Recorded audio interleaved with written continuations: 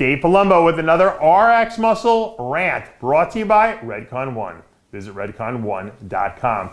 All right, today's topic is pumping up backstage. I can't tell you how many people email me, text me, and ask me, what should I do backstage? And I've been backstage at a lot of shows from all the years I competed back from 1990 all the way up through 2004 to all the shows I've been at, just witnessing what people do.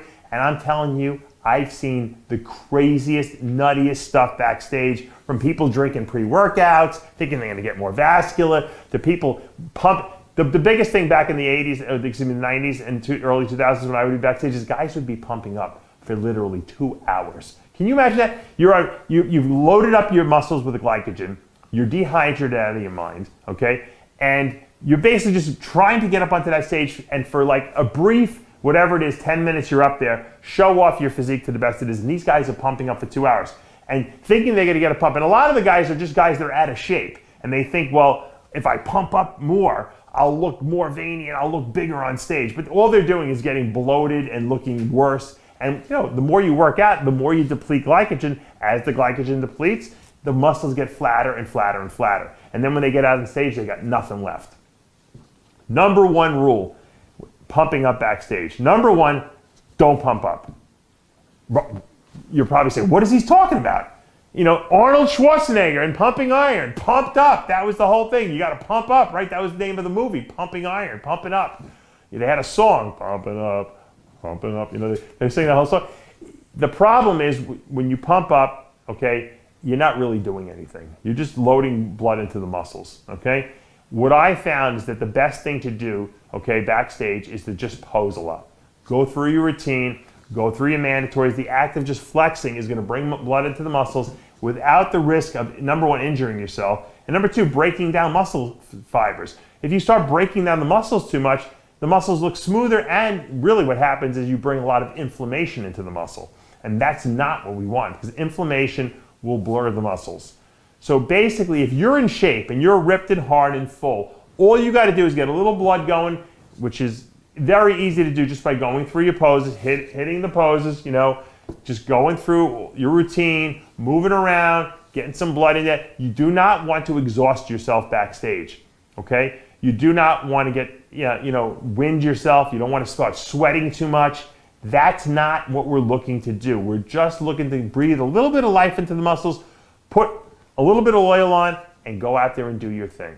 Okay, the fresher you are, the better. The perfect example I give to people is whenever you get injured, or maybe you have to be out of the gym for a week or so, you think you're gonna look terrible, right? Everyone's like, oh, I haven't trained for a week, I'm gonna look so bad. You go back to the gym after being off for a week, maybe even 2 weeks, and you do 1 set, 2 sets, bench press, you go and look in the mirror and you look unbelievable. Veins, you're hard, you're dry. Why is that? Well, because the week or 2 you took off, the muscles hardened up, they healed up, all the inflammation disappeared, okay? The body equilibrated its water balance. There's no toxins in the body, and all your levels are back to normal. Your body's functioning well, in other words. And now you just drove blood into the muscles, and boom, your body just comes to life. And that's what you want to accomplish on stage. That's why you shouldn't work out 2 days before a show. If you have a Saturday morning prejudging, you shouldn't train on Thursday or Friday. You want to let the muscles heal up. You want to let the inflammation go away.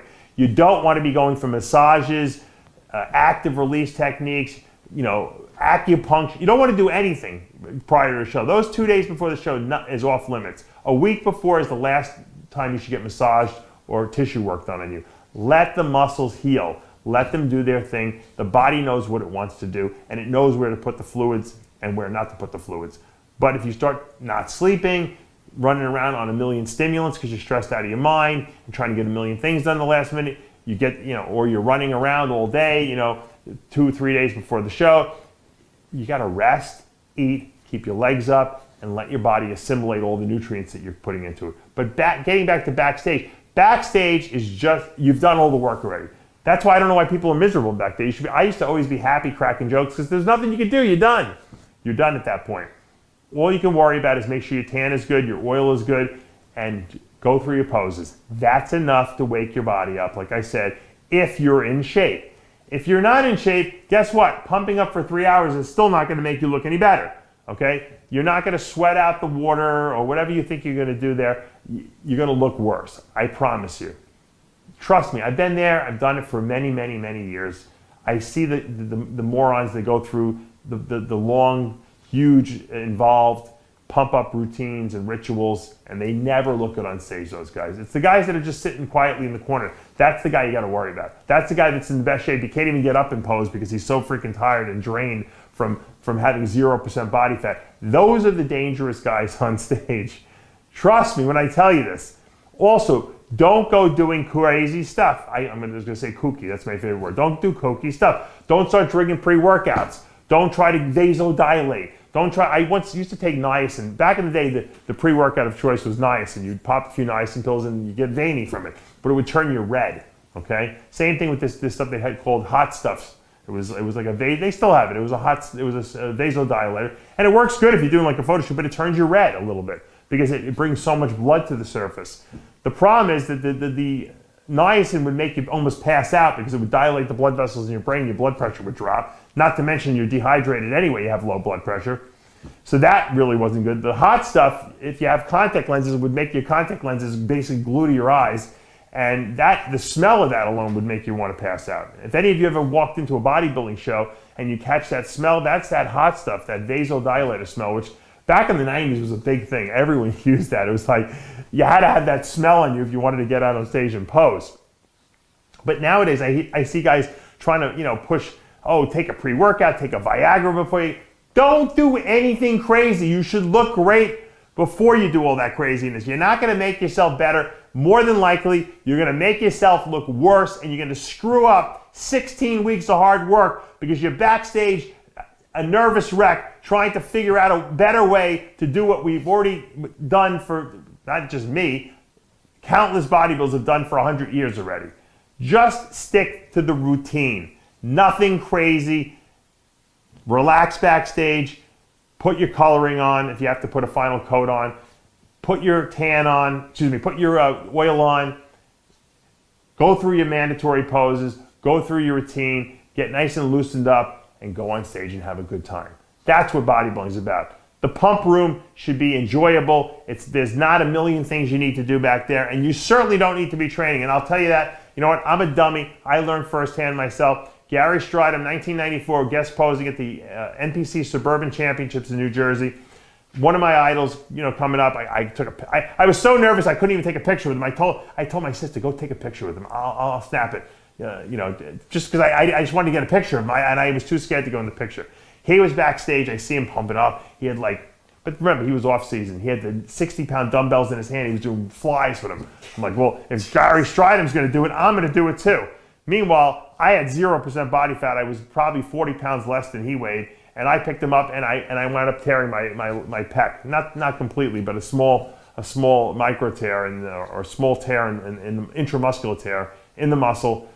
My chest swelled up. It actually looked like I had a bigger pec for the show. I was so pissed off at myself for being so stupid to do something so ego-driven to try to impress Gary Stridham, who could give a shit about me, that I never did it again. I never made that mistake again. I never try to lift weights backstage or do anything, like silly like that. There's no reason for it. Why? You don't want to break fibers down. You want to go out and show off your body the way it is. Take my advice. I've been there before, guys. And I know a lot of you have asked me about this. Here's my answer. Hopefully you're enjoying all the content. Remember, hit subscribe below if you haven't already. Turn on your notifications and let us know how you like the video. I'm Dave Palumbo with another RX Muscle Rant.